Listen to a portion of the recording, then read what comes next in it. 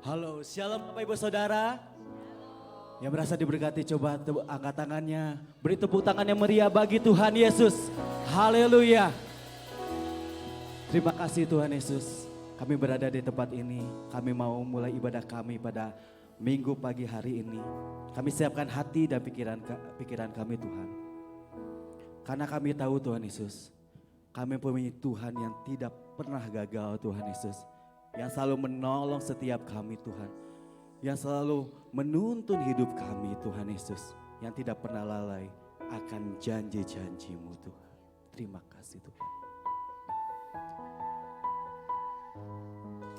Terima kasih. Mari kita ucapkan syukur kepada Tuhan.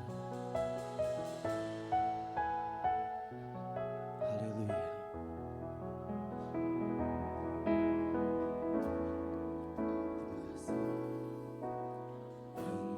Yang lebih tahu cara untuk membuka jalanku. Engkau yang lebih mengerti cara untuk menolong hidupku. Katakan bersama. Ku percaya Kau Tuhan yang tak pernah gagal, menjadikanku lebih dari pemenang. Ku percaya Kau Tuhan yang tak pernah lalai, menepati janji-janji-Mu. Tuhan, haleluya, katakan bersama. Engkau yang lebih tahu cara untuk membuka jalanku. Engkau yang lebih mengerti cara untuk menolong hidupku. Dengan penuh iman katakan, ku percaya Kau Tuhan yang tak pernah gagal, menjadikanku lebih dari pemenang. Ku percaya Kau Tuhan yang tak pernah lalai, menepati janji-janji-Mu. Sekali lagi katakan, ku percaya. Saya undang untuk bagi berdiri Bapak Ibu Saudara. Mari kita katakan dengan iman. Kami percaya Tuhan Yesus lebih dari pemenang. Ku percaya Kau Tuhan yang tak pernah lalai, menepati janji-janji-Mu. Terima kasih Tuhan. Kami yakin dan percaya Engkau sanggup Tuhan Yesus untuk menuntun hidup kami Tuhan, yang tidak pernah gagal di dalam hidup kami Tuhan. Terima kasih Tuhan. Katakan, ku percaya Kau Tuhan yang tak pernah gagal, menjadikanku lebih dari pemenang. Ku percaya Kau Tuhan yang tak pernah lalai, menepati janji. Katakan, ku percaya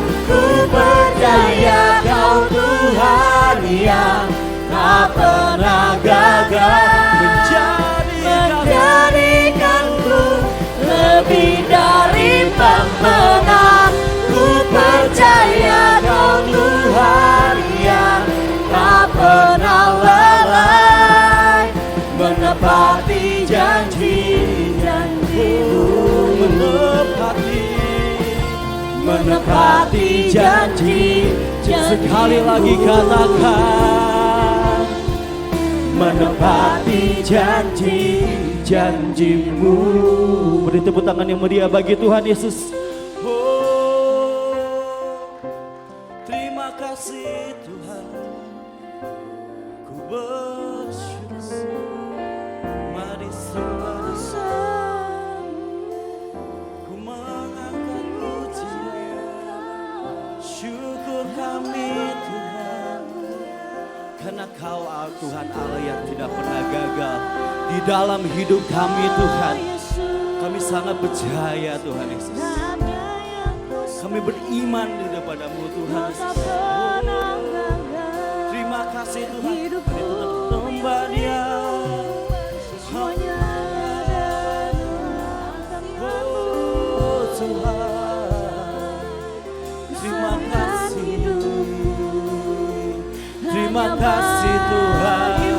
Kami naikkan pujian hanya kepadamu,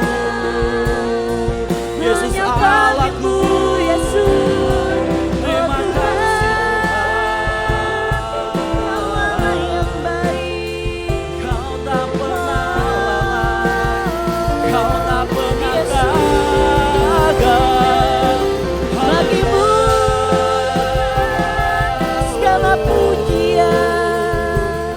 Terima kasih Tuhan. Ku mengucap syukur hanya Haleluya. Percaya terima Kau punya sangat indah bagi semua. Oh Tuhan, terima kasih, ku bersyukur. Mari kita nyanyikan lebih dari. Ku percaya Kau Tuhan yang tak pernah gagal, menjadikanku lebih dari pemenang Tuhan. Ku percaya Kau Tuhan yang tak pernah lalai, menepati janji. Sekali lagi dengan penuh iman katakan, terima kasih Tuhan. Ku percaya Kau Tuhan yang tak pernah gagal, menjadikanku lebih dari pemenang. Ku percaya Kau Tuhan yang tak pernah lalai, menepati janji-janjimu. Katakan menepati, menepati janji-janji. Sekali lagi menepati janji-janjimu. Beri tepuk tangan yang meriah bagi Tuhan Yesus. Haleluya. Terima kasih Tuhan Yesus. Terima kasih Tuhan. Terima kasih Tuhan. Terpujilah nama Engkau selamanya Tuhan Yesus. Kami yakin dan percaya bahwa kami juga berada di dalam-Mu Tuhan Yesus. Kami akan menjadi lebih dari pemenang, karena Engkau Tuhan yang tak pernah gagal di dalam hidup kami Tuhan. Terima kasih Tuhan Yesus. Kami mau lebih antusias lagi Tuhan. Kami mau lebih semangat lagi untuk memuji, meninggikan nama Engkau Tuhan Yesus. Biarlah roh kami menyala-nyala untuk memuji Engkau Tuhan Yesus. Terima kasih Tuhan Yesus. Kau pimpin ibadah dari awal sampai akhir Tuhan. Kami akan percaya Tuhan Yesus, bahwa hadirat-Mu memenuhi setiap kami Tuhan Yesus. Terima kasih Tuhan, kami siap untuk lebih lagi meninggikan, memuji nama Engkau. Hanya di dalam nama Tuhan Yesus. Haleluya. Yang percaya katakan, amin. Amin, haleluya. Saya mau melihat tangan-tangan yang diberkati Tuhan selama 1 minggu ini. Haleluya, karena kasih Tuhan sungguh nyata dalam kehidupan kita. Amin. Kita sama-sama katakan.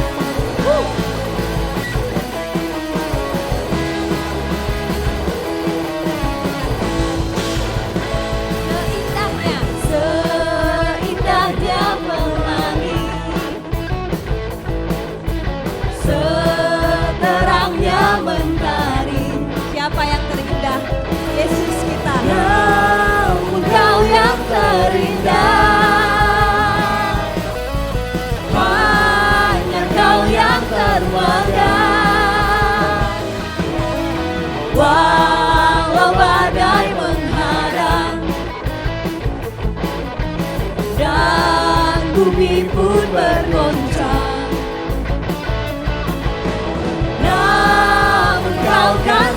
setia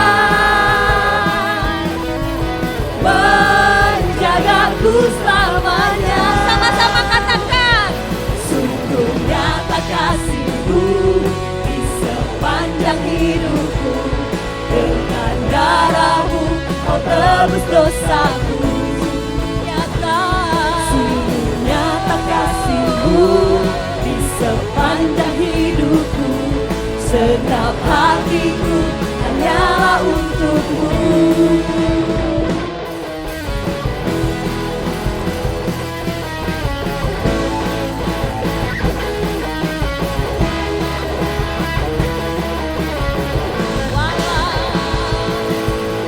Seindahnya pelangi,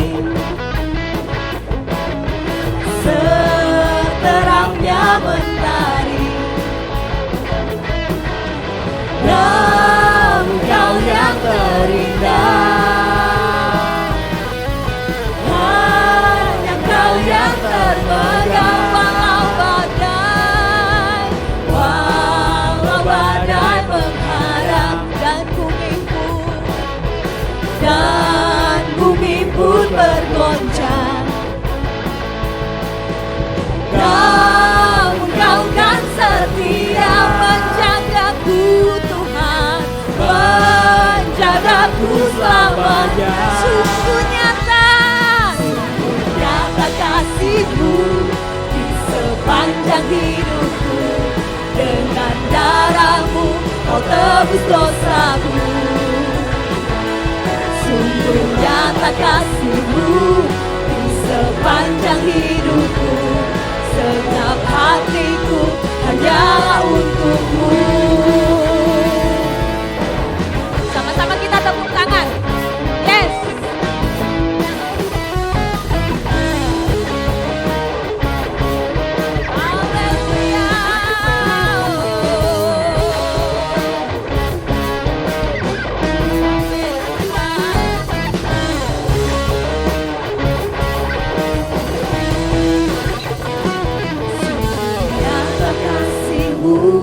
Di sepanjang hidupku. Dengan darah-Mu Kau tebus dosaku. Sungguh nyata kasih-Mu di sepanjang hidupku. Segenap hatiku hanyalah untuk-Mu. Sungguh nyata.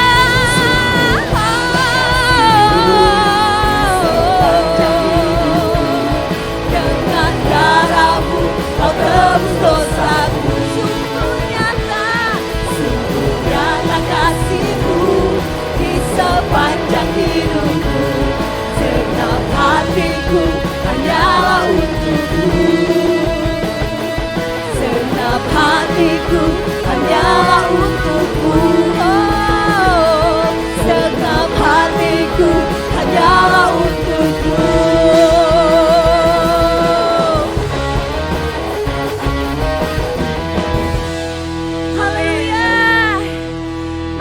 Memuji Tuhan Bapak Ibu. Mari kita puji nama Yesus. Haleluya.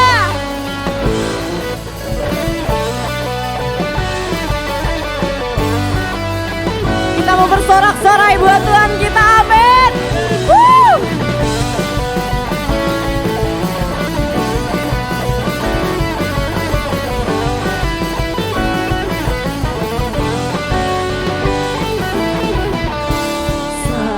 Dunia penuh tantangan, ku takkan sendiri. Saat ku goyah, ku rasa bimbang. Sama-sama katakan, Yesus menjagaku. Ku takkan sebab apa? Dia bersertaku. Pujilah namanya, Yesus dia Allah yang perkasa. Dia yang memberi kekuatan dan kemenangan. Pujilah namanya, Yesus dia Allah yang menuntutku. Dia yang memberi pengharapan masa depan.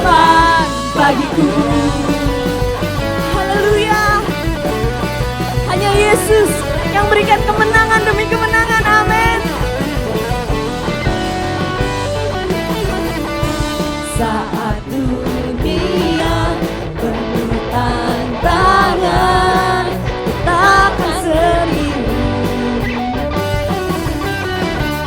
Saat ku goyah, ku rasa bimbang, Yesus menjagaku. Katakan dengan iman, takkan takut, takkan gentar, Dia besertaku. Pujilah namanya, Yesus Dia Allah yang perkasa, Dia yang memberi kekuatan dan kemenangan. Pujilah namanya, Yesus Dia Allah yang menuntunku, Dia yang memberi pengharapan masa depan bagiku. Haleluya.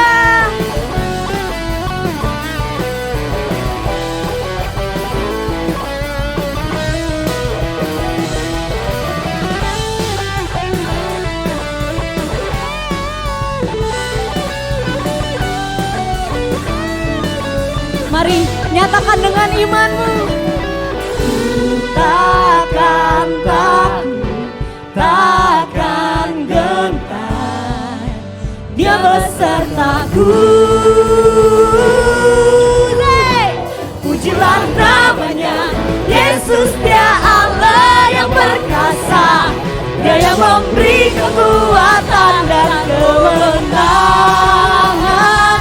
Pujilah namanya, Yesus Dia Allah yang menuntunku, Dia yang memberi pengharapan masa depan.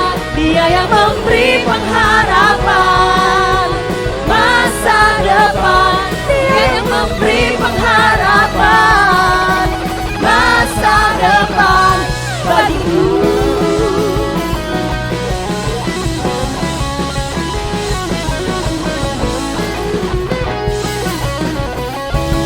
Tepuk tangan yang meriah buat Tuhan kita.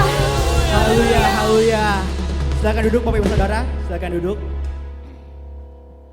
Puji Tuhan, kita percaya kita memiliki Allah yang mengasihi kita, amin. Sekalipun kita jatuh dalam lembah kegelapan, sekalipun tak ada satupun jalan keluar bagi setiap problema kehidupan kita, tapi mari kita sadarkan kehidupan kita ke dalam tangan Tuhan, sebab Dia Tuhan yang tak pernah gagal dalam kehidupan kita. Rencana Tuhan indah dan mulia bagi kehidupan kita. Haleluya.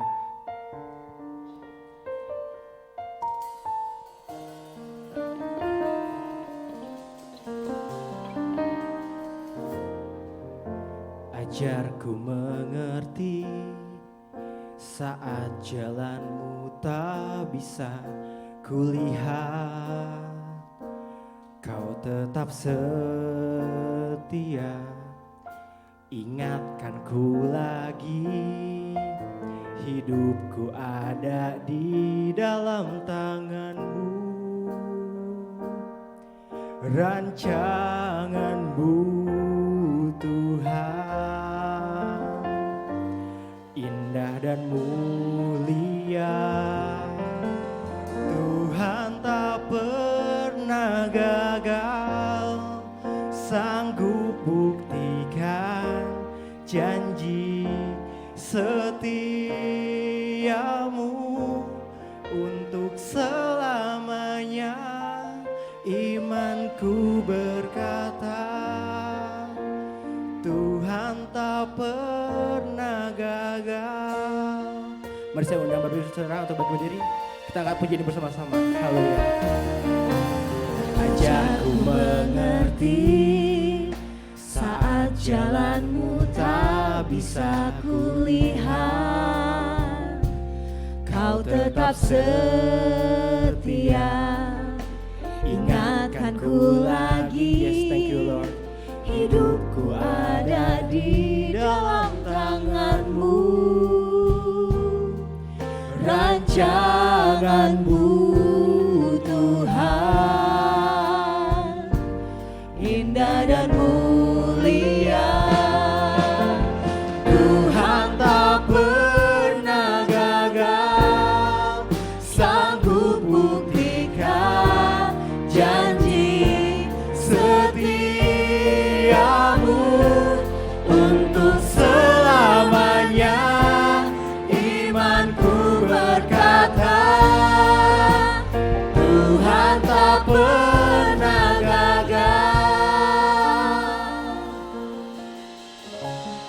kasih Tuhan. Kami percaya Engkau Tuhan tak pernah gagal Tuhan. Kami rancangkan Tuhan, Engkau rancang kehidupan kami. Engkau memiliki rancangan yang indah dan mulia bagi kehidupan kami Tuhan. Haleluya. Terima kasih Tuhan. Haleluya.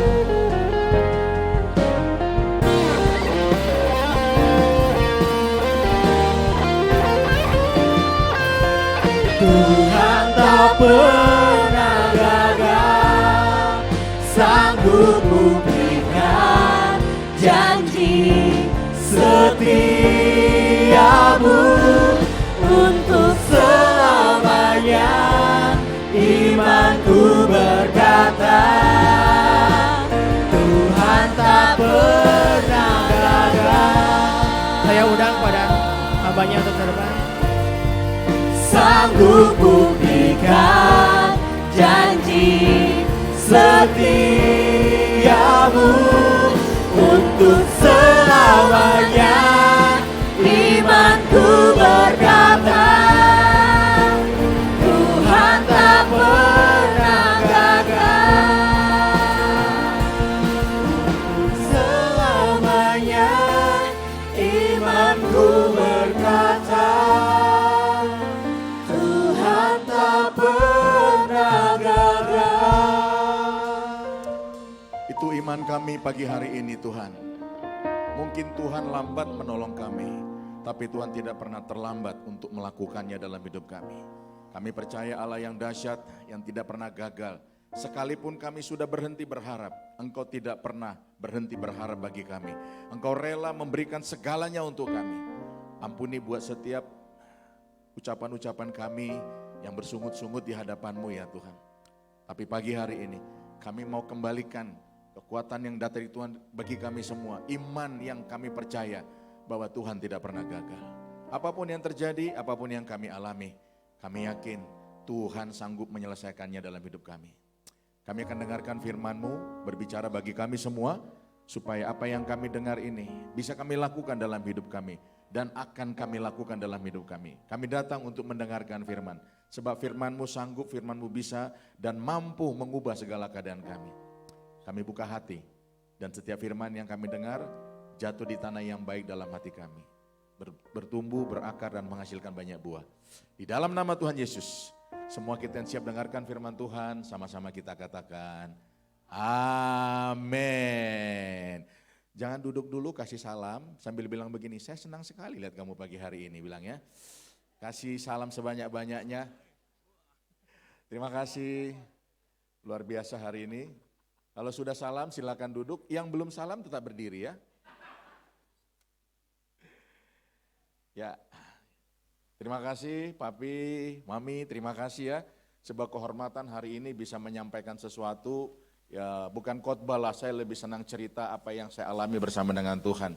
Dan terima kasih tadi, kemarin tuh Mami itu ulang tahun, jadi saya bilang sama istri saya, nyesel lo gak ikut. Lo gak sempat ngucapin selamat ulang tahun, dan gak dapat mie asli Sukabumi, saya bilang.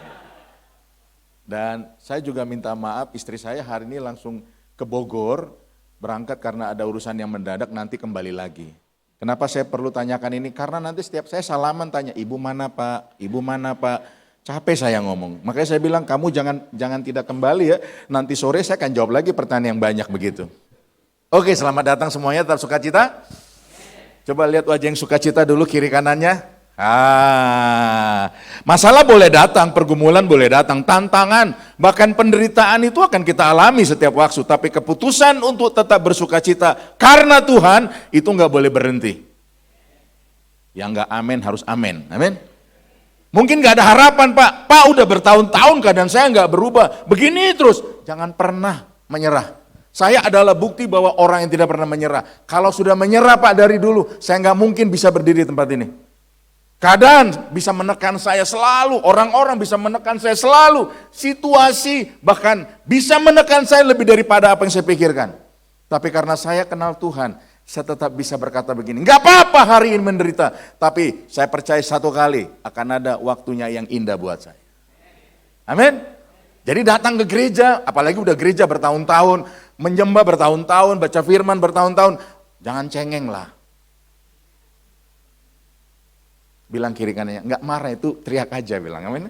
Kamu ini baru teriak sedikit langsung ciut kayaknya. Jangan-jangan ada roh jahat itu di situ ya. Enggak apa-apa. Saya yakin, saya udah pergi kemana-mana. Saya ketemu orang di mana-mana. Tahu nggak, persoalan yang sama adalah begini. Pak, sampai kapan kami akan mengalami ini? Waktu kamu ikut Yesus, ada konsekuensi yang kamu harus terima. Suka atau tidak suka. Pikul salib, sangkal diri, setiap hari. Ah, nggak berat dong Pak jadi orang Kristen. Berat, tapi upahnya kekekalan. Amin. Daripada ringan, nggak ada upah. Buat apa? Hidup senang-senang, kayak foya-foya, jalan-jalan sana sini, mati, nggak di kekekalan. Saya pikir itu penderitaan yang paling besar. Betul? Amin. Makanya GBT ini harus punya standar, jangan cengeng dong. Apalagi kalau punya masalah, nggak ke gereja, ya ampun, minta ampun. Saya kalau jadi Tuhan, saya kirim setan untuk tangkap dia. Baru punya masalah, jangan menyerah dong. Amin. Tapi di sini nggak ada. Amin. Di sini saya lihat orang-orang yang cinta Tuhan dan bergairah sama Tuhan. Amin. Kasih tepuk tangan buat kita semua. Yang nggak bergairah itu di luar sana. Amin. Amin. Yang suka ngambek, suka menyalahin pemimpin, nyalahin gembala itu di luar sana. Amin. Tapi hari ini lagi ibadah di tempat ini bilang. Amin. Mari kita baca dulu firman Tuhan. Kejadian 6, 7 dan 8. Dengan suara yang keras. Sudah makan pagi hari ini? Saya juga belum. Tapi bedanya suara saya keras. Amin. Ayo kita baca. 3, 2, 1. Berfirmanlah Tuhan. Aku akan menghapuskan manusia yang telah kuciptakan itu dari muka bumi. Baik manusia maupun hewan dan binatang-binatang melata dan burung-burung di udara. Sebab aku menyesal bahwa aku telah menjadikan mereka. Sampai situ dulu. Ternyata Tuhan itu pernah menyesal Pak. Menciptakan segala isinya. Tapi saya mau ingatkan, menyesal itu bukan menyesal seperti kita. Nyesal saya punya istri seperti ini. Bukan begitu. Nyesal saya punya suami. Nyesal saya kawin. Nyesal saya kerja. Bukan itu. Menyesal itu dalam bahasa ahli diterjemahkan gini. Menarik nafas yang dalam. Atau dilihat ciptaannya, betapa jahatnya orang-orang. Tuhan cuma lihat begini. Ini juga bagus buat kita. Kalau kita kesal sama orang, kesal sama situasi, gak usah keluarkan kata-kata yang menyakitkan, yang melukai orang. Tarik nafas saja yang dalam. Ayo, kalau kamu kesal, saya lagi khotbah, tarik nafas dalam-dalam. Latihan dulu. Dia bukan menyesal. Tuhan tidak pernah menyesal dengan yang diciptakannya. Dia cuma menarik nafas dalam-dalam. Kenapa? Dia tidak, waktu dia lihat ciptaannya tidak seperti yang diharapkan. Tahu nggak berapa banyak Tuhan menarik nafas untuk kita? Waktu Anda pukul anak, waktu Anda pukul istri, waktu Anda kerja nggak benar, Tuhan tuh sebenarnya gini. Dia nggak turunkan kutuk. Dia cuma berharap, ayo dong kembali dong. Yang susah mengampuni orang lain, Tuhan tarik nafas untuk itu. Coba tanya kiri kananmu, kamu udah sikat gigi belum? Jangan-jangan takut tarik nafas karena mulutnya masih bau. Saya dari pagi karena saya harus praktek ini, saya sikat gigi. Lama sekali. Tapi masih bau juga kayaknya. Itu sebabnya jaraknya harus jauh. Nah ternyata pernah mengalami itu. Jadi Bapak Ibu nggak usahlah merasa paling malang di dunia karena situasi ini. Karena Tuhan juga pernah merasakan perasaan itu. Dia mau hancurkan, dia mau musnahkan. Karena gini, kita ternyata tidak seperti yang saya harapkan. Kita juga begitu kan. Banyak hal dalam hidup ini tidak seperti yang kita harapkan. Tapi kita nggak boleh mati karena itu. Kita harus tetap hidup dari situ. Kenapa? Supaya kita kuat menghadapi segala tantangan dalam kehidupan kita. Ingat ini, bawa ini pulang pesan saya. Tuhan tidak tertarik untuk mengubah masalahmu. Tuhan tertarik untuk mengubah hidupmu. Sebab kalau hidupmu diubah, masalah apapun yang kamu hadapi, kamu pasti kuat menghadapinya. Sini aja yang amin, yang ini pasti lagi punya masalah. Lihat, dengan segala yang terjadi, mau dimusnahkan, ayat 8 berkata ini, tetapi Nuh mendapat kasih karunia di mata Tuhan. Apa yang terjadi ketika Nuh mendapat kasih karunia? Yang lain dimusnahkan, Nuh beserta keluarganya tidak dimusnahkan. Yang lain waktu mendapat kasih karunia, akhirnya gini, dengan masalah yang dia punya, dia tidak terpuruk. Dia tak bisa tegak berdiri dan berkata sama dunia ini, bahkan orang-orang, saya punya masalah, masalah saya berat, tapi saya tetap bersuka cita karena ada Tuhan yang menolong saya, Tuhan yang menyertai saya, dan saya tetap beriman dengan kuat. Terima kasih Pak buat amennya. Yang tidak amin, bertobatlah kau. Setiap firman yang kita tahu itu menguatkan kita. Semuanya kita harus berkata, amin. Sebab kita sedang mengiyakan perkataan Tuhan untuk terjadi dalam hidup kita. Udah mulai sedikit naik, gak apa-apa.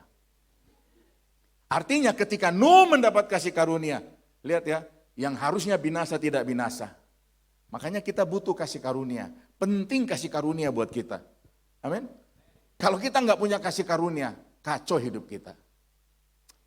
Kenapa Nuh mendapat kasih karunia? Mari kita lihat. Inilah riwayat Nuh, Kejadian 6, 9, 10. Dikatakan, inilah riwayat Nuh. Tahu maksudnya inilah riwayat Nuh? Bapak Ibu tahu maksudnya inilah riwayat Nuh? Tahu? Ya, inilah riwayat Nuh maksudnya inilah riwayat Nuh. Apa itu? Baca di situ. Inilah riwayat Nuh, maksudnya inilah dia. Nuh adalah seorang yang benar dan tidak bercela di antara orang-orang sezamannya. Dan Nuh itu bergaul dengan Allah. Nuh memperanakan 3 orang laki-laki, Sem, Ham, dan Yafet. Itu keturunannya, itu yang diselamatkan sama Tuhan. Kenapa bisa terjadi? Pak, Bu, saya mau kasih tahu gini. Ketika Tuhan sedang punya amarah dalam kehidupan, ada orang-orang yang tetap diselamatkan Tuhan. Kenapa? Kasih karunia Tuhan turun atas hidupnya. Hidup ini harus penuh dengan kasih karunia, Pak. Tanpa kasih karunia, kita akan banyak mengalami penderitaan. Kita nggak sanggup. Nah pertanyaannya apa itu kasih karunia? Dalam bahasa Yunaninya disebut karis, dalam bahasa Ibrani disebut hen. Dalam bahasa Latin lebih keren, namanya gracia. Dari gracia itu muncullah akar kata yang namanya grace.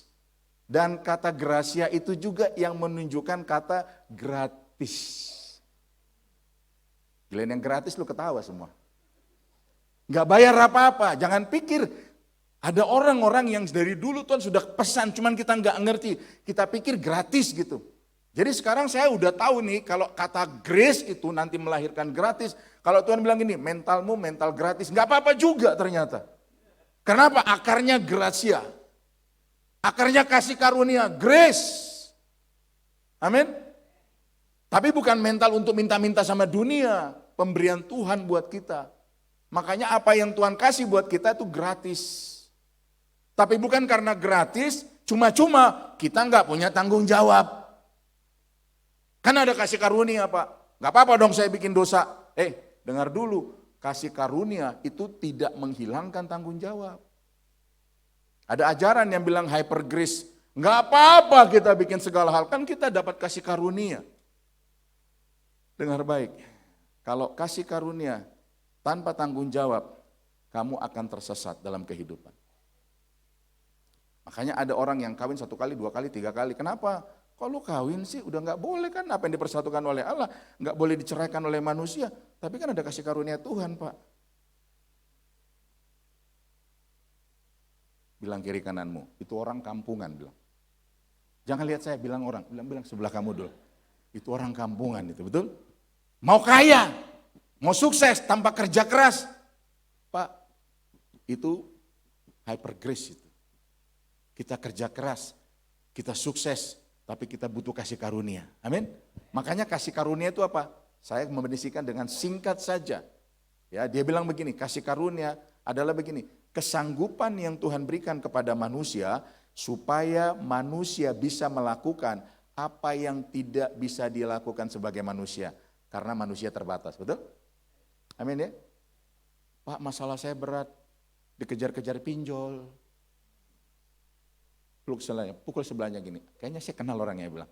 Dikejar-kejar, diteleponin, betul ya, ditagih-tagih debt collector, belum motor belum bayar 1 bulan udah dikejar, mobil belum bayar 1 bulan udah dikejar gitu. Berat nggak? Berat, tapi karena ada kasih karunia, kamu bukan lari dari tanggung jawab, kamu berani menghadapi tanggung jawab itu.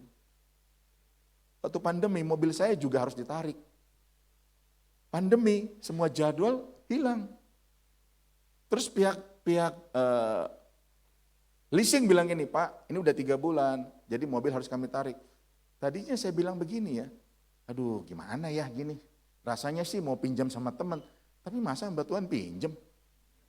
Saya bilang nggak apa-apa ya tuh, saya bilang sama saya, dulu kan kita nggak punya mobil, kalau mau diambil ya biarin ya. Saya bilang, Pak ambil aja mobilnya Pak. Kenapa? Ngapain saya pertahankan sesuatu yang membuat saya nanti terjerat. Karena cuman gengsi mobil, nanti kalau saya hamba Tuhan naik motor, apa itu hamba Tuhan sesat itu, hamba Tuhan miskin tuh. Saya nggak peduli apa kata orang, tapi saya tidak mau terikat dengan itu. Ambil aja. Dia telepon habis itu. Pak ini ada program dari restrukturisasi katanya gitulah. Jadi yang 3 bulan karena pandemi itu ditunda, nanti dilanjutkan ke bulan berikutnya. Baru nanti bulan berikutnya Bapak bayar katanya. Terus saya bilang gini, bulan depan juga saya nggak tahu. Kalau mau ambil aja Pak, saya bilang. Udah Pak tunggu aja, siapa tahu ada keringanan dari bank gitu. Ternyata yang 3 bulan diperpanjang. Saya nggak bayar 3 bulan, nggak usah ditarik, dikasih perpanjang selama 6 bulan. Tapi pembayaran tetap, kalau itu saya mau. Saya tanya sama istri, gimana sayang? Oke, masih bisa dipakai. Padahal mobilnya juga cuma Karimun. Mobil cinta, betul? Saya kalau bertengkar, saya bilang, ayo kita pergi. Kenapa harus pergi? Karena di mobil Karimun nggak bisa lagi jauh satu dengan yang lain. Harus berdempetan. Kadang-kadang pemulihan terjadi di situ. Mensyukuri Pak, kalau hari ini mobilmu Karimun. Nggak usah yang besar-besar, Alphard. Makin kalau berantem, makin jauh loh. Amin. Tuhan kasih kesanggupan. Hari-hari berikutnya Tuhan kasih kesanggupan. Kenapa? Ternyata Tuhan memberikan kasih karunia buat saya. Anak saya kuliah, harus bayar. Saya nggak sanggup, saya nggak mampu. Tapi Tuhan kasih. Pendeta. Pendeta kan gajinya berapa? 30 hari. Ada hari-hari kering, ada hari-hari basah. Amin. Paling sepi kalau kapan? Kalau Desember. Nggak ada acara, orang cuma Natal aja. Natal pun udah nggak undang gembala yang dari luar, dia suruh gembalanya yang khotbah, betul? Ya sudah, berdua lucu-lucuan aja sama istrinya kan? Kita nggak ada pelayanan sayang, jangan cari ribut ya. Karena itu sensitif. Sementara orang tamu datang aja ke rumah, mau bawa ini, mau selamat Natal, tapi bisa kasih orang, bisa kasih makan. Kenapa? Ada kasih karunia Tuhan yang turun. Saya bangga punya istri saya. Saya nggak tahu Anda bangga ya, tapi saya bangga. Kenapa? Dia punya sebuah moto gini, jangan sampai orang bertamu ke rumah kita, dia pulang tidak bawa apa-apa. Kadang-kadang kalau ada tamu, saya harus ke lemari, ambil baju yang masih bagus, baju batik. Batik saya mahal loh. Kayaknya nggak percaya ya? Enggak lah ya, bukan itu. Tapi soal memberinya gini, saya kasih, udah nggak muat lagi di saya. Saya kasih sama dia, tahu apa yang terjadi? Itu bisa jadi cerita selama 1 tahun. Kasih karunia. Jadi kalau kita terima kasih karunia, bukan hanya untuk kita. Ingat ya, tidak pernah Tuhan memberikan segala sesuatu untuk kita, hanya untuk kita nikmati sendiri.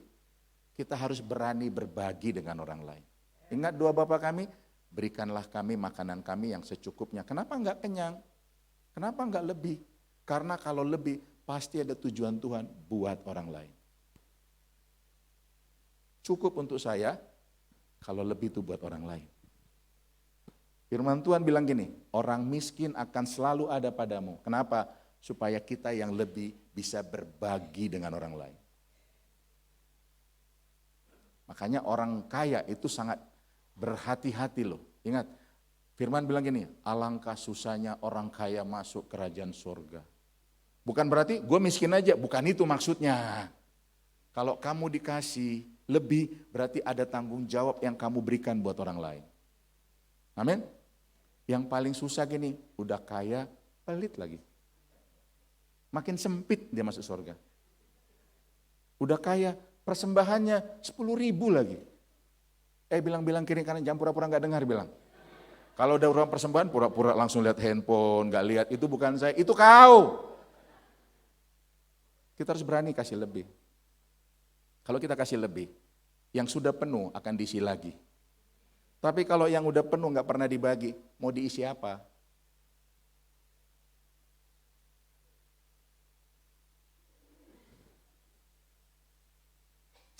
Ini jemaat papi ini baik-baik kali. Seperti papi semua, tenang gitu ya. Mau dikasih apa lagi kalau udah penuh? Itu sebabnya kalau penuh, bagi buat orang lain. Jangan takut miskin. Banyak orang Kristen takut miskin, dia nggak takut kaya. Padahal orang kaya susah masuk surga. Loh itu kata firman. Jadi kalau kamu lebih, kalau kamu kaya, berarti ada tujuan Tuhan untuk orang lain lewat kamu. Waktu kamu memberi, bukan ini loh saya kaya, bukan. Orang bisa melihat Kristus dalam hidup kita. Setiap kali tangan ini melakukan perbuatan baik, ingat ya, setiap kali tangan ini melakukan perbuatan baik, itu seperti tangan Tuhan.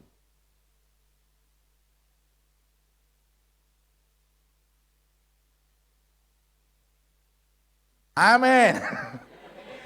Bilanglah amin biar kulanjutkan ini.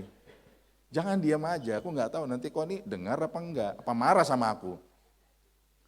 Sekali lagi, setiap kali tangan ini berbuat baik buat orang lain, itu seperti tangan Tuhan buat orang lain. Jadi jangan pelit, amin. Kemarin saya mau makan di warteg, ya warteg yang sekarang kan ada itu ya, yang franchise ya apa Bahari gitu. Nah, saya pikir karena itu warteg agak modern, ada kris gitu, BCA. Dia nggak ada ternyata. Sementara saya udah di situ. Saya bilang, bisa pakai kris nggak Mbak? Enggak, katanya, cash kami. Ya udah saya tadinya udah mau pergi. Tiba-tiba ada seseorang di situ, laki-laki. Dia bilang, Pak pakai uang saya aja. Oh nggak apa-apa ya Pak. Ya Pak nanti Bapak transfer sama saya. Sebentar ya Pak, uang saya ada berapa? Dihitung 2.000, 1.000, 2.000, 1.000, 5.000. Ini ada 52.000 Pak katanya. Ya udah berarti kan saya nggak boleh makan lebih dari itu. Saya pesan. Berapa Mbak? 48.000, masih sisa dong. Oke, 48.000. Oh iya, dikasih lagi. Mbak sini Mbak. 5.000, 2.000, hitung-hitungan mereka gitu. Saya cuma nontonnya hitung-hitungan, dikasih dibayar. Terus saya bilang, Pak minta nomor rekeningnya dong. Oh iya Pak ini nomor rekening, dikasih nomor rekeningnya. Sekian. Saya transfer ya Pak, saya transfer. Saya transfer gini, saya tunjukkan bukti transfernya. Pak, ini saya transfer 100.000. Apa yang terjadi di ruangan itu? Dia menjerit seperti orang terima berkat 100 juta gitu. Ya Allah katanya, uangnya 100.000 Mbak dikasih 100.000 Mbak gitu. Saya tuh nangis, kenapa? Kan cuman kasih lebih sedikit ya, nggak banyak. Tapi buat orang yang sedang membutuhkan, itu menjadi sebuah sukacita yang besar. Kita nggak pernah tahu, kita bisa makan ke restoran 300.000 kita tutup mata.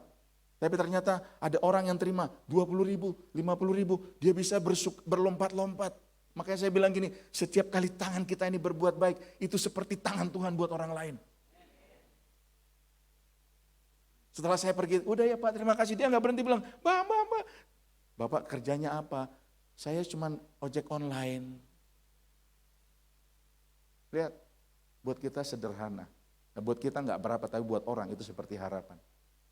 Ya saya pulang ya Pak, tahu sepanjang saya pulang dia perhatikan saya, Pak makasih Pak. Terus saya udah masuk, saya bilang itu, dia liatin saya sampai hilang gitu. Nangisnya kenapa saya?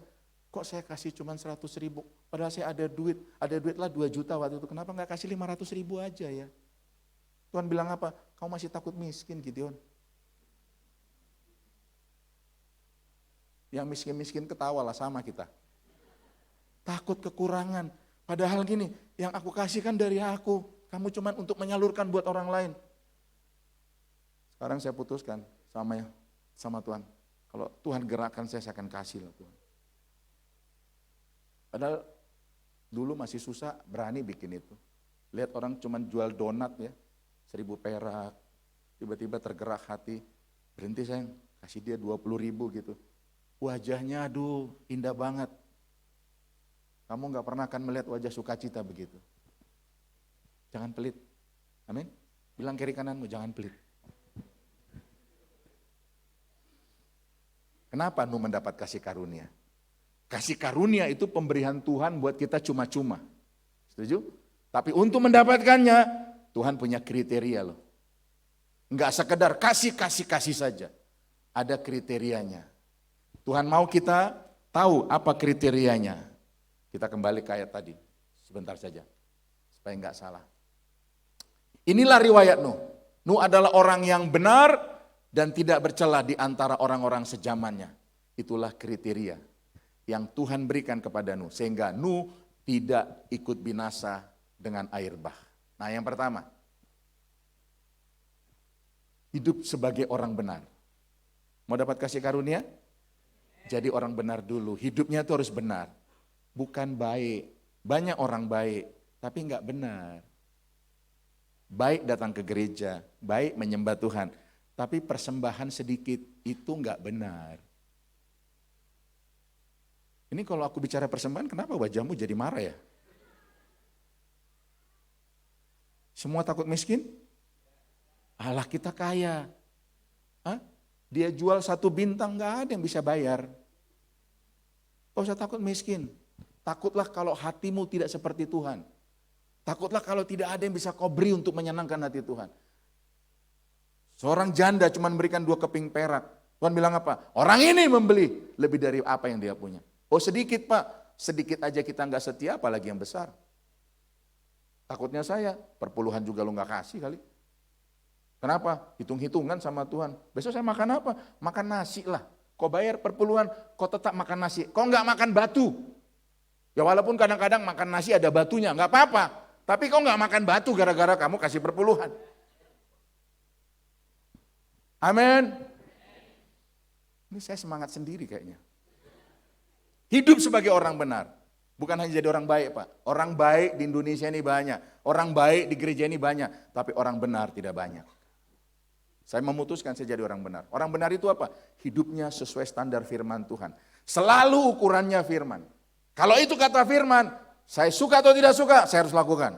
Saya nggak perlu dengarkan apa kata orang. Hari ini orang bilang nggak usah perpuluhan lah, itu kan di zaman perjanjian lama. Tapi ada di firman. Saya memutuskan saya harus bikin itu. Kenapa? Karena itu bukti saya taat sama Tuhan. Kita sibuk membahas boleh apa enggak, boleh apa enggak. Saya mau kasih tahu ya, orang yang cari-cari pembenaran untuk boleh apa tidak, itu sebenarnya orang yang takut kasih perpuluhan. Takut kasih lebih untuk Tuhan. Gak usah bilang ini, itu kan kebenaran. Cek dirimu. Cek hatimu. Saya ini pendeta perpuluhan juga Pak. Kalau dikasih persembahan pelayanan, kasih perpuluhan. Saya minta untuk bendahara saya, tolong ya kalau kamu tahu saya perpuluhan, saya belum bayar, ingatkan saya. Kadang-kadang ingatin saya loh, Dedi jangan lupa perpuluhan, oh iya ya, perpuluhan. Pendeta aja perpuluhan, lu gak perpuluhan, kualat loh. Amin. Saya senyum loh, gak marah loh. Amin. Aku tahu hatimu panas. Tapi itu kebenaran. Kadang-kadang terima kebenaran Pak, panas hati. Kenapa? Dia memisahkan tulang dan sumsumnya. Sakit itu Pak. Syukurin saja. Hari ini kalau ada firman yang keras datang sama kita, berterima kasih. Kamu enggak dininabowokan gitu. Udah ya yang baik-baik. Enggak. Kalau kamu enggak, saya kadang-kadang, saya ini juga seorang gembala sekarang setelah berjalan 4 tahun. Kalau kamu enggak mau taat sama firman ya, enggak apa-apa kamu memutuskan untuk pergi dari gereja ini. Enggak apa-apa. Pintu itu selalu terbuka kok. Buat apa kami ajarin orang tapi lama-lama jadi pemberontak? Buat apa? Taati, tapi dimulai dari saya untuk mentaatinya. Sebelum saya bikin sama diri saya enggak berani suruh orang melakukannya. Makanya apa yang saya khotbahkan, percayalah saya udah bikin Pak.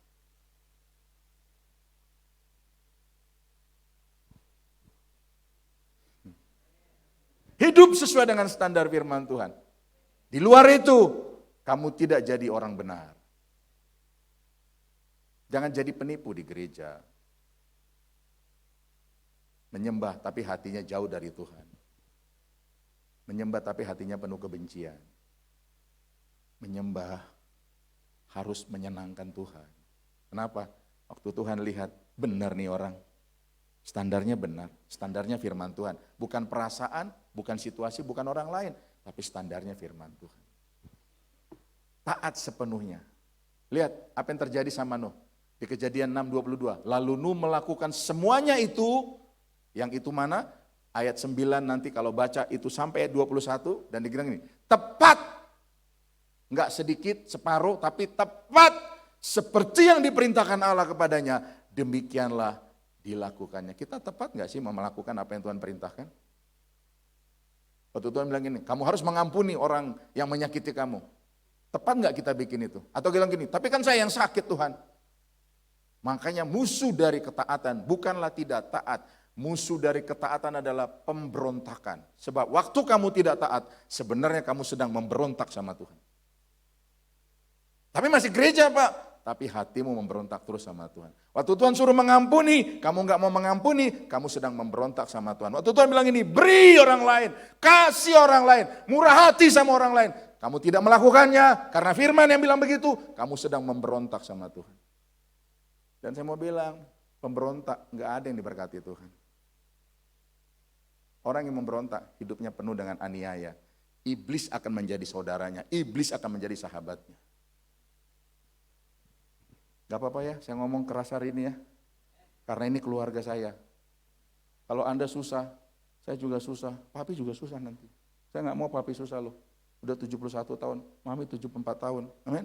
Lu jangan bikin susah mereka dengan kelakuan-kelakuan yang keluar dari standar firman Tuhan.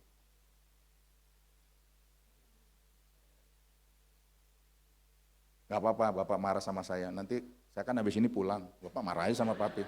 Jangan diundang-undang kayak gitu papi, gak apa-apa. Saya gak kejar-kejar pelayanan, saya minta kasih karunia. Makanya kalau saya ada di sini, saya cuma minta kasih karunia Tuhan. Hidup sebagai orang benar. Pertanyaannya gini, apakah kita sudah sesuai dengan standar firman Tuhan? Pernikahan kita udah sesuai standar firman Tuhan gak? Bagaimana dulu kamu menikah? Apakah kamu sudah melakukan dosa baru menikah? Apakah kita mengajar anak-anak kita udah standar firman Tuhan enggak? Atau pengalaman kita, bahkan atau budaya kita. Orang Batak itu bilang begini, kalau kamu jadi suami, enggak usah terlalu puji-puji istrimu itu. Kenapa? Mengkek nanti dia. Jadi kau tekan-tekan saja. Nanti jadi keras kepala dia. Saking keras kepala dia, helm pun tidak muat lagi di kepalanya nanti. Enggak usah. Itu bukan standar firman. Bapak-bapak, jangan buat sakiti hati anak-anakmu. Jangan bikin dia tawar hati. Anak-anak bisa enggak dididik? Bisa, harus dididik.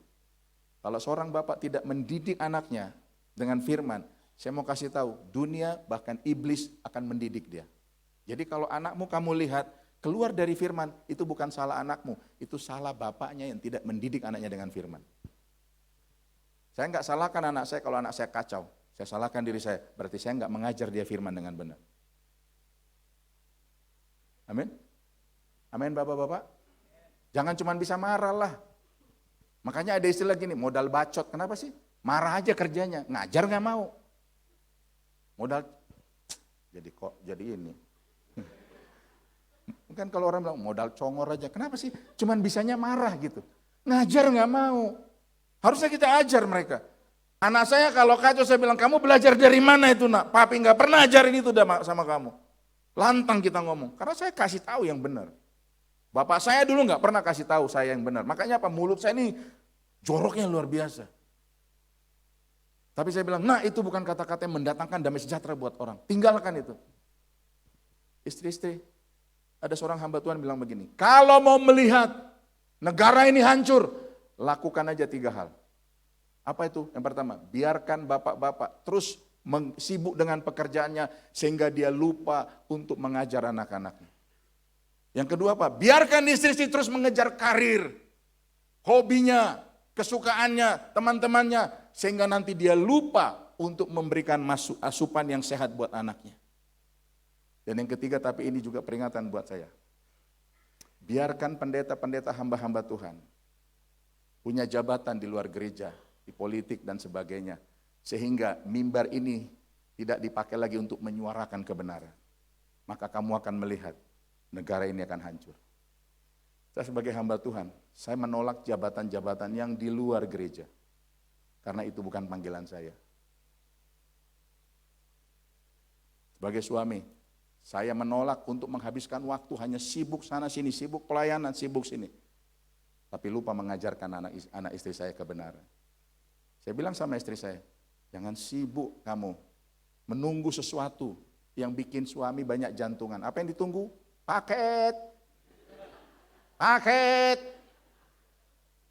Entah kenapa satu kali istri saya tuh pesan paket, papi. Itu di hari yang berbeda, 1, 2, 3. Tapi datangnya hari bersamaan. Saya waktu pagi terima paket. Oh iya paket, saya masih suka cita. Istri saya diberkati loh ada paket. Saya nggak ada paket. Nggak lama satu jam lagi, paket pak, paket lagi. Sampai 8 paket hari itu datang. Hari yang paket ke-8 istri saya mukanya udah merasa bersalah. Dan dia bilang gini, kok datang semua sih hari ini? Putuskan ibu-ibu, besok ada konferensi, perlu hadir. Kenapa? Supaya kamu tahu mengajar keluargamu. Amin. Bukan hanya mengajar masak. Bisa tolong suamimu, waktu suamimu enggak mengajarkan firman, ada seorang istri yang mengajarkan firman. Amin. Supaya anakmu enggak kacau. Ibu-ibu kalau anak kacau pasti nyalain suami. Bapak sih enggak pernah begini. Kau apa yang kau bikin? Mama kan sibuk nyuci piring, masak nasi. Kalau mau itu aja enggak usah jadi istri, jadi pembantu aja. Salah satu kehormatan yang Tuhan beri sebagai penolong. Kata penolong di situ lebih keren. Tahu apa? Dalam terjemahan yang aslinya ternyata penolong itu rescuer, penyelamat. Orang yang menarik, yang sudah dibawa diangkat. Itu tugasmu ibu-ibu. Anakmu mau terpuruk, suamimu mau terpuruk. Waktu kamu muncul, kamu angkat mereka supaya tidak terpuruk. Nah, saya jadi semangat ini. Gak apa-apa lama ya Papi ya. Apalagi? Bagaimana sebagai jemaat? Apakah kamu berjemaat di sini dengan standar? Atau begini, kalau saya suka Pak, kalau saya nggak suka, saya cari gereja lain. Saya mau kasih tahu, orang-orang yang nggak suka dididik di gereja terus pergi cari gereja lain. Saya mau kasih tahu, sampai kapanpun kamu tidak bertumbuh.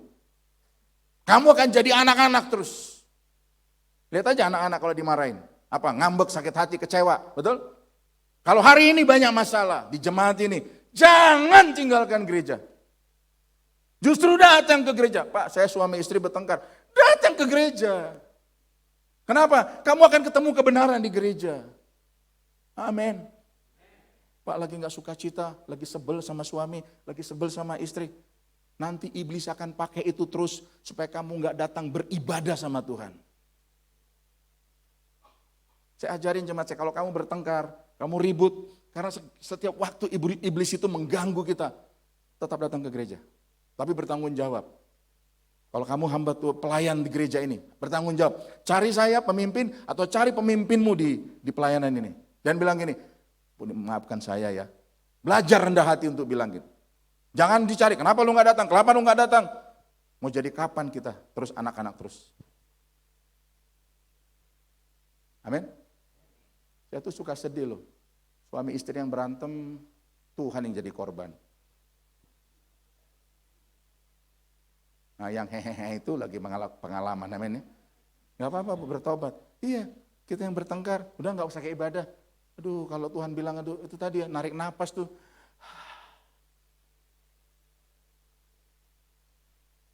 Ada masalah, bukannya datang sama Tuhan.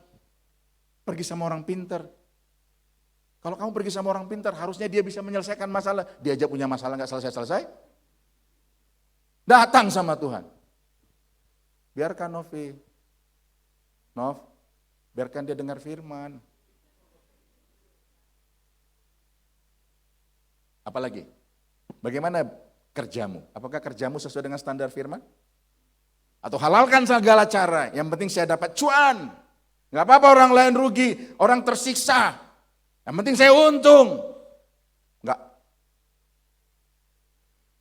Mazmur 128 bilang begini. Untuk kita ingat kembali. Ayat 1 dan 2. Berbahagialah setiap orang yang takut akan Tuhan. Amin.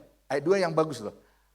Karena dia takut akan Tuhan, yang hidup menurut jalan yang ditunjukkannya taat, takut Tuhan, mentaati firman Tuhan, dan taati firman Tuhan, kok hilang? Apa katanya? Apabila engkau memakan hasil jeripayah tanganmu, apabila kamu memakan hasil jerih pekerjaanmu maksudnya, apa yang terjadi? Karena orang itu takut Tuhan dan jalan menurut yang ditunjukkan, dia bilang begini, berbahagialah engkau dan baiklah keadaanmu. Kata berbahagia gini, waktu kamu kerja dengan takut akan Tuhan, diberkatilah engkau, bless you. Dan juga bilang gini, baiklah keadaanmu. Maksudnya apa? Kamu sehat, kamu nggak sakit-sakitan, kamu nggak harus bayar setiap minggu, setiap bulan ke rumah sakit, kamu nggak harus beli obat setiap hari ke apotek. Kenapa? Karena baik keadaanmu. Saya bilang sama anak saya, istri saya, setiap rupiah yang saya bawa ke rumah ini, itu bukan hasil tipu sana, tipu sini, manfaatkan sana sini. Sebab saya memberikan buat kamu semua yang halal. Sebab kalau saya memberikan yang haram, ingat ini, apa yang kamu tabur pasti kamu akan tuai. Makanya saya nggak mau lagi kerja dengan cara yang benar. Tidak benar, dulu saya kerjanya nggak benar. Benar, main judi. Pingin kaya main judi, kerja bos. Ngutangin orang. Ngasih 100.000 berharap 120.000. Padahal niatnya apa? Saya bantu kamu ya, tapi nanti balikin. Lihat ya, dia tidak akan berbahagia dan tidak akan baik keadaannya. Sekarang baik kok Pak, sekarang. Tapi nanti akan kamu tuai apa yang kamu tabur. Jangan merasa gini, baik-baik saja kok saya. Besok kamu lihat anak kamu ngacau, karyawan kamu kacau. Banyak sih yang masuk, tapi banyak juga yang keluar dan gak tahu saya kemana keluar. Saya layani satu orang di tempat saya, uangnya banyak, 1 bulan dia bisa dapat 80 juta. Tapi setiap bulan dia nggak tahu kemana uangnya. Sampai kami hitung, lu kemana uangnya? Nggak tahu Pak, ada-ada aja kok. Kadang-kadang harus bayarin yang saya udah lupa, kadang-kadang harus beli ini karena saya butuh. Lihat ya, semua dihabiskan untuk tidak berguna. Kenapa? Hidup tidak takut akan Tuhan, bekerja nggak takut akan Tuhan, dan tidak menurut jalan yang ditunjukkan sama Tuhan. Pelayan-pelayan juga ya. Saya ini sama seperti Anda. Hati-hati dengan uang. Mau hidupnya bahagia? Ya, senang kan? Kerjalah yang baik. Pak, tapi di bawah UMR ada UMR Kerajaan Sorga. Amin. Kamu dapat gaji dengan bonus 20 juta, tapi tiap bulan ada cuci darah. Sementara gajimu cuma 4 juta. Tapi kamu tiap pagi makan pisang goreng, singkong goreng, tapi dengan nyanyi lagu rohani, keren kan? Sungai sukacitaku mengalir dalamku, yes, enak kan? Daripada nyanyi gini, oh Yerusalem, kok udah kayaknya mau pulang aja ke sana. Karena terlalu berat penderitaan ini. Jangan dong, yang kerja, yuk. Bikin komitmen, saya mau kerja dengan takut akan Tuhan. Hasilnya sedikit, tapi itu yang sedikit karena takut akan Tuhan, Tuhan bisa limpahkan berlimpah-limpah. Jangan rakus.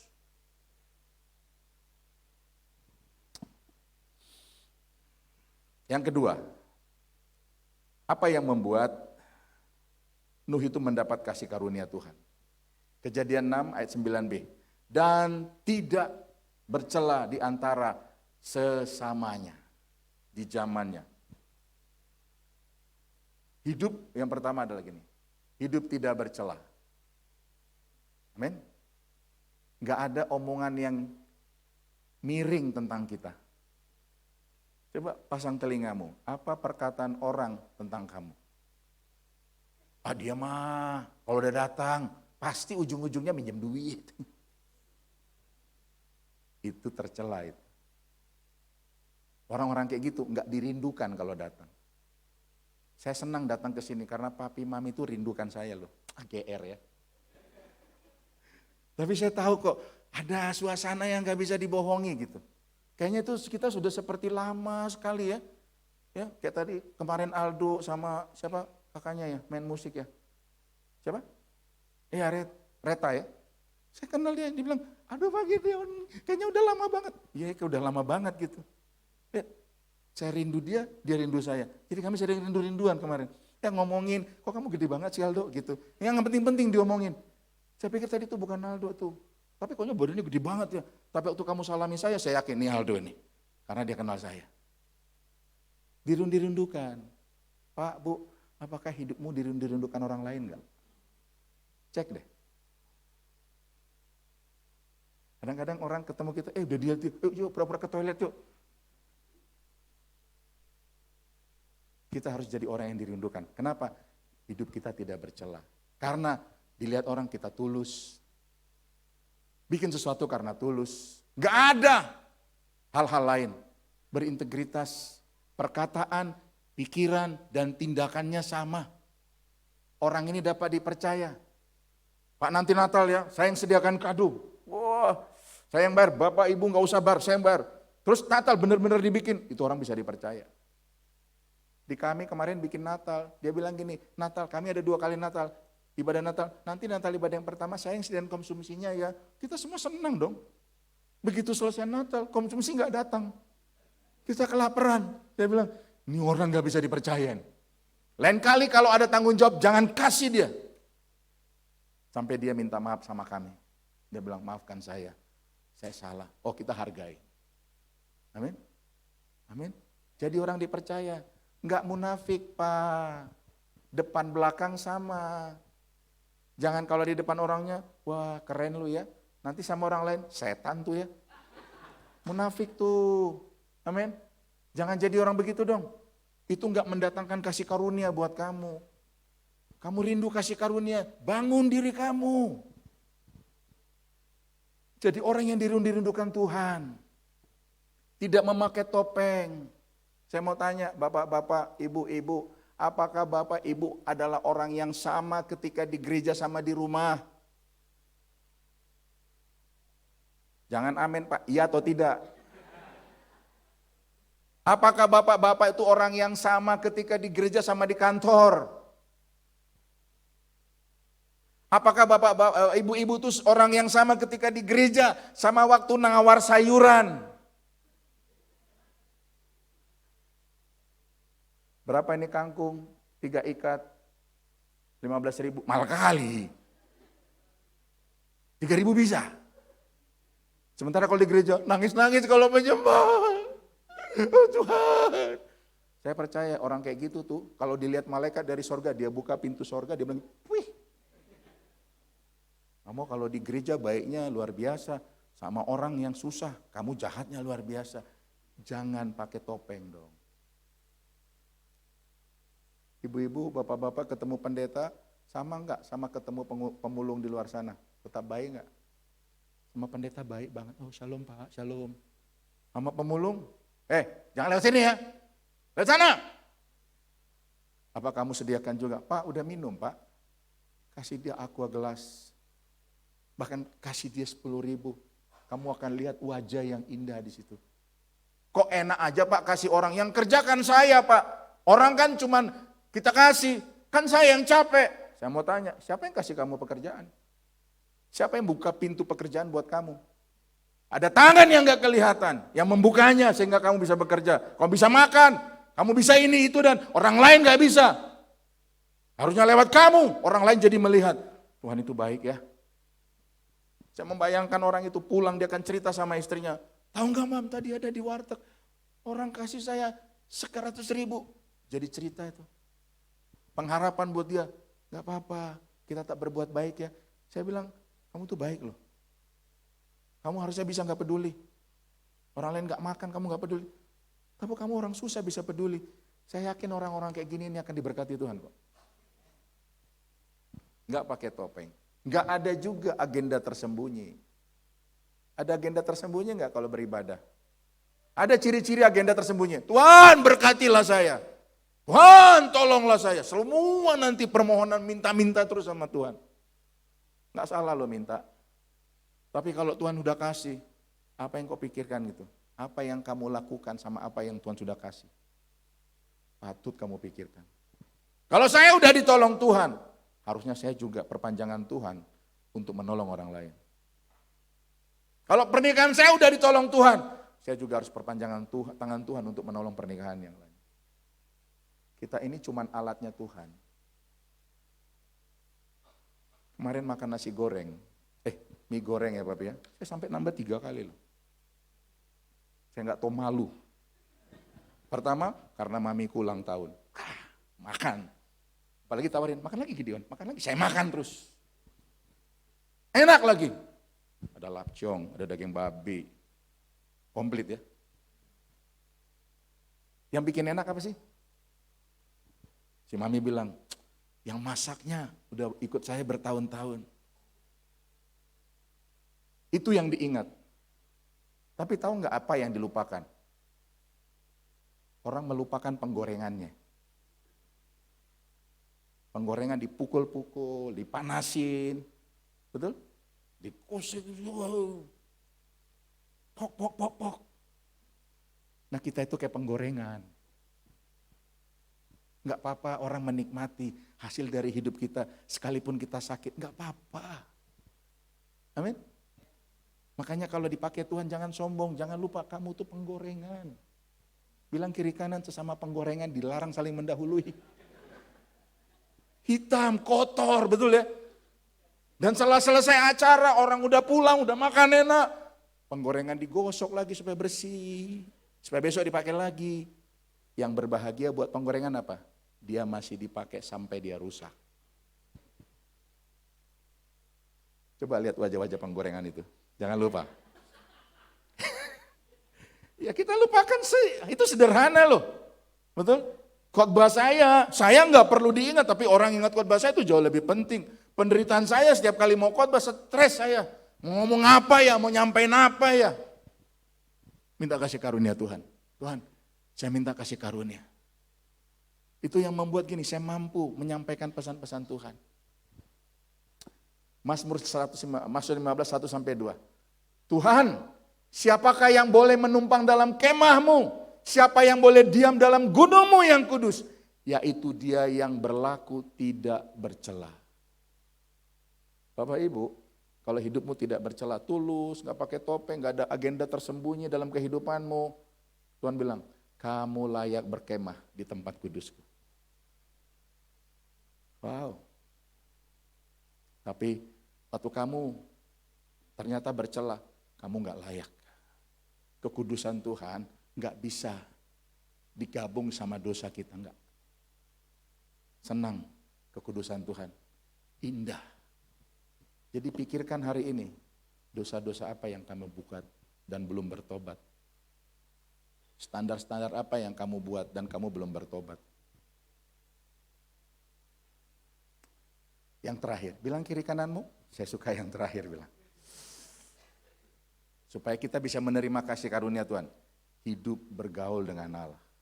Itu yang dilakukan Daud. Bagaimana caranya? Kita punya hubungan intim sama Tuhan. Amin. Salah satu ciri orang yang hubungannya intim sama Tuhan, dia mudah mentaati firman Tuhan. Jangan bilang sama saya, Pak saya ini intim loh sama Tuhan. Doa saya tuh sehari bisa 5 jam. Saya intim. Tapi kamu enggak mentaati firman Tuhan, sebenarnya kamu tidak intim. Saya intim sama istri saya. Sehingga gini, saya mudah mengasihi dia. Kalau dia kasih tahu pesan sama saya mudah mengikutinya. Kenapa? Karena saya intim sama dia. Amin. Rajin baca firman dan renungkan firman. Apa yang saya sampaikan ini, Bapak Ibu pulang renungkan. Merenungkan, pikirkan sendiri. Enggak usah takut. Kalau bilang gini, iya ya, saya ternyata enggak pakai standar Tuhan dalam bekerja. Saya enggak pakai standar Tuhan sebagai jemaat di tempat ini. Iya ya, saya ternyata masih punya celak. Orang-orang ngomongin saya yang buruk, jarang saya dengar ngomongin saya yang baik. Itu renungkan. Itu yang membuat kamu berubah. Bukan pendeta yang hebat yang bikin kamu berubah. Firman yang bikin kamu berubah. Kamu pikir pendeta hebat bikin berubah? Dia juga masih susah untuk berubah. Tapi kita semua karena firman. Saya ini Pak, karena ikutin firman. Sakit nggak? Sakit kok. Kadang-kadang saya merasa nggak salah. Tapi saya disalahkan. Tapi firman bilang begini, itulah upahmu sebagai pemimpin. Ya sudah, saya tanggung. Amin. Kapan terakhir baca firman Pak? Oh, bulan lalu Pak, waktu khotbah pendeta siapa itu? Jangan dong. Setiap hari. Amin. Mazmur 1 ayat 2-3 bilang ini. Tetapi yang kesukaannya ialah Taurat Tuhan dan apa katanya? Merenungkan Taurat itu siang dan malam. Orang yang seperti itu Pak, yang sering merenungkan Taurat itu, merenungkan firman. Janji Tuhan bilang gini, Ia seperti pohon yang ditanam di tepi aliran air. Ya, dia seperti pohon yang ditanam di tepi aliran air. Pernah bisa bayangkan kalau pohon ditanam di tepi aliran air, dia pasti akan subur, berbuah banyak. Betul? Dan dia bilang gini, yang menghasilkan buahnya pada musimnya dan yang tidak layu daunnya. Apa saja yang diperbuatnya berhasil. Apa saja yang diperbuatnya berhasil, itu kata lain dari arti kata sukses. Jadi kunci sukses itu Pak, bukan kerja keras. Kerja keras itu bagiannya. Amin. Kerja keras itu tugas kita.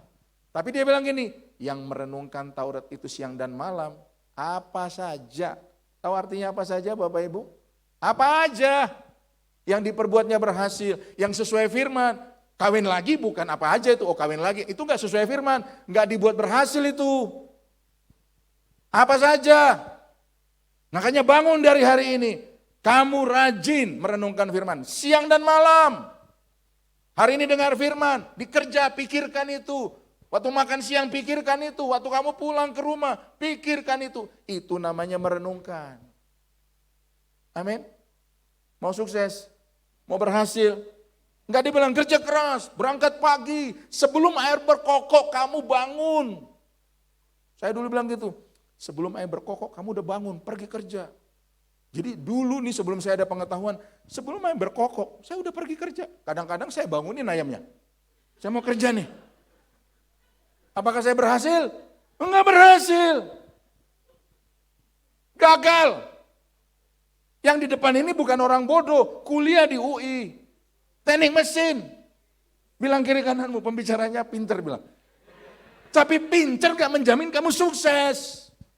Saya gak larang anak-anak sekolah S1, S2, S3 di luar negeri, dalam negeri, luar angkasa luar gak apa-apa.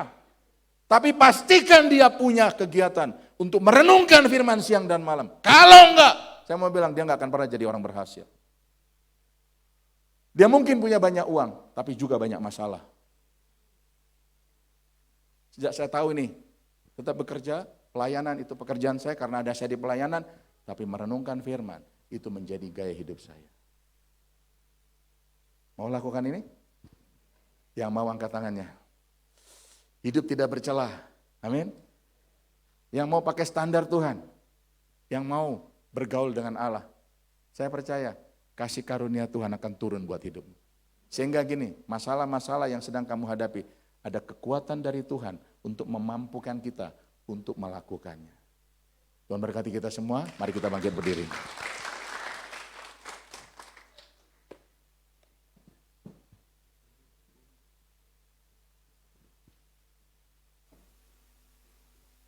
Jangan bilang begini, Pak masalah saya terlalu berat. Enggak ada yang berat.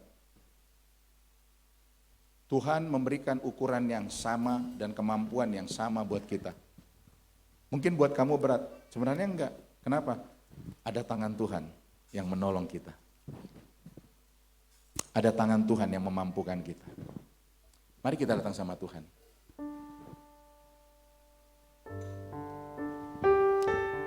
Haleluya. Mari katakan sama-sama.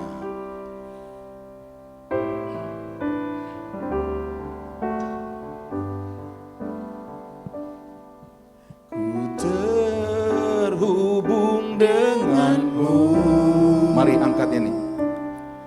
Selalu melekat di hatimu, firman-Mu itulah dasar hidupku yang berdaulat atasku, terhubung denganmu. Selalu melekat di hatimu, firman-Mu itulah dasar hidupku yang berdaulat atasku. Haleluya. Katakan sama-sama, datang sama Tuhan. Kasih-Mu layakkan seluruh hidupku.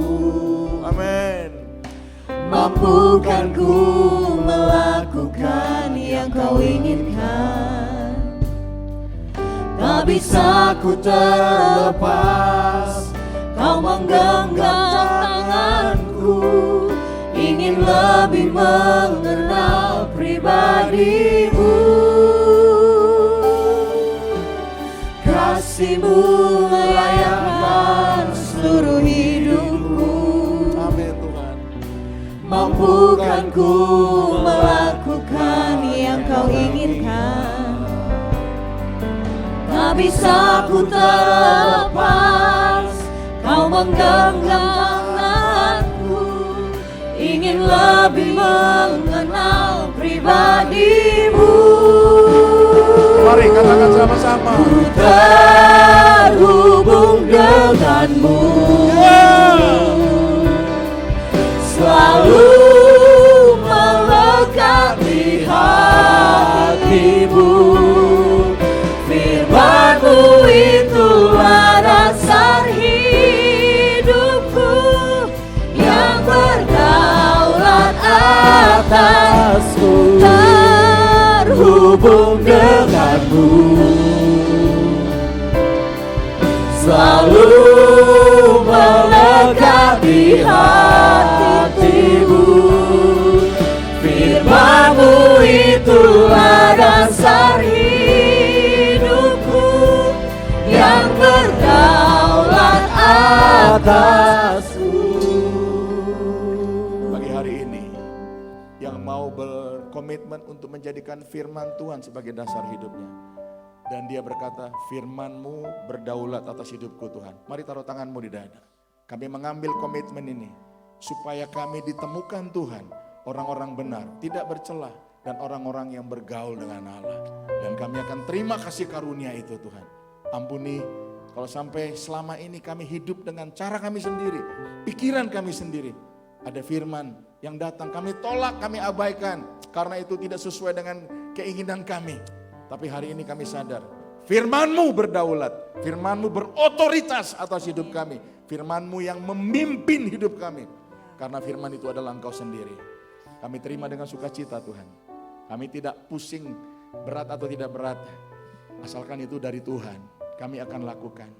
Biarkan kami taat. Kadang-kadang kami enggak mengerti. Tapi kami percaya Tuhan bukanlah Tuhan yang ingkar janji. Engkau Tuhan yang menepati janji. Engkau Immanuel yang selalu bersama kami. Bukan hanya ketika kami sukacita, tapi waktu kami susah pun Engkau tetap bersama dengan kami. Terima kasih Tuhan. Aku berdoa buat jemaat Tuhan yang hari ini hadir. Mereka yang mau bawa firman Tuhan jadi dasar kehidupannya. Dan berkata, Engkaulah yang berotoritas, berdaulat atas hidup saya. Tolong mereka Tuhan, mampukan mereka, sanggupkan mereka untuk mengambil keputusan-keputusan yang sulit, yang selama ini jauh dari Tuhan. Tapi hari ini mereka mendapat kekuatan yang dari Tuhan. Terima kasih. Gak apa-apa, kami gak disukai banyak orang. Tapi Tuhan menyukai kami. Gak apa-apa, kami ditinggalkan banyak orang. Tapi Tuhan gak tinggalkan kami. Kami bangga punya Allah seperti Engkau. Hamba-Mu sudah selesai, firman akan terus bekerja. Otoritas itu akan melakukan segala sesuatu dalam kehidupan jemaat di tempat ini. Dan aku akan melihat, akan ada buah-buah yang dihasilkan dari kehidupan mereka. Di dalam nama Tuhan Yesus kami berdoa. Semua kita yang sudah terima berkat Tuhan sama-sama kita katakan, amin. Kasih salam kiri kanannya, bilang saya senang sekali lihat kamu hari ini. Tuhan memberkati. Oke, silakan duduk kembali Bapak Ibu Saudara.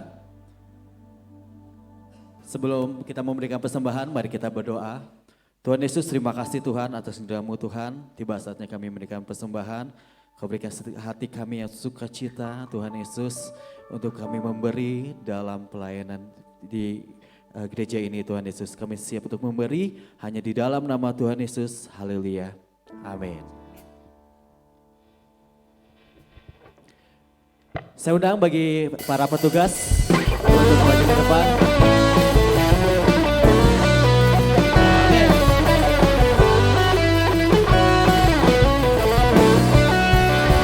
Terima kasih Tuhan. Karena Engkaulah kekuatan di dalam hidup kami.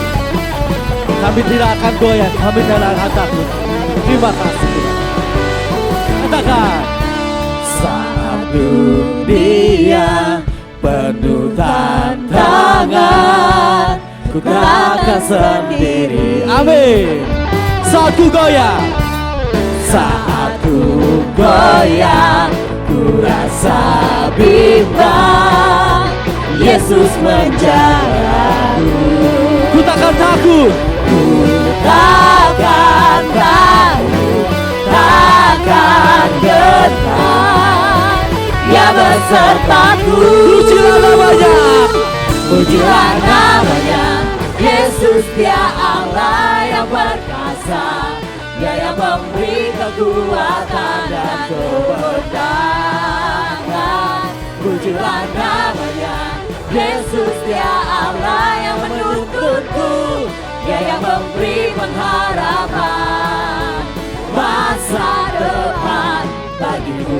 Saudara kita berdiri Bapak Ibu Saudara, kita menyanyikan ini dengan penuh iman. Kami tidak akan takut, kami tidak akan goyah Tuhan. Haleluya. Saat dunia penuh tantangan, ku takkan sendiri. Saat ku goyah, ku rasa bimbang. Katakan bersama, Yesus menjagaku. Katakan, ku takkan takut, takkan gentar, Dia besertaku. Mari bersama katakan, pujilah namanya, Yesus Dia Allah yang perkasa, Dia yang memberi kekuatan dan kemenangan. Pujilah namanya, Yesus Dia Allah yang menuntunku, Dia yang memberi pengharapan masa depan bagiku. Haleluya. Terima kasih Tuhan Yesus.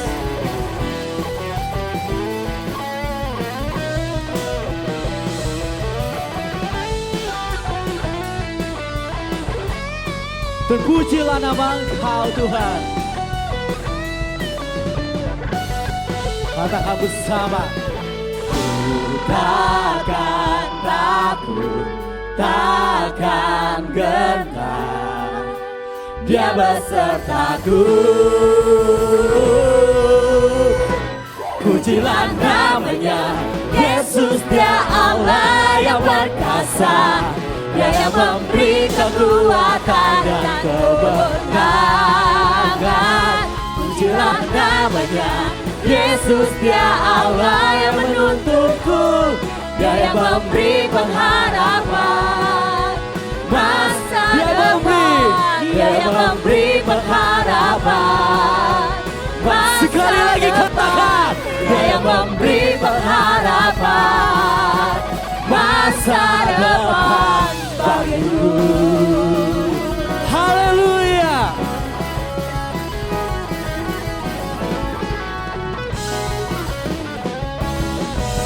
Beri tepuk tangan yang meriah bagi Tuhan Yesus. Haleluya. Silakan duduk kembali Bapak Ibu Saudara. Terima kasih atas persembahan yang Bapak Ibu Saudara telah berikan.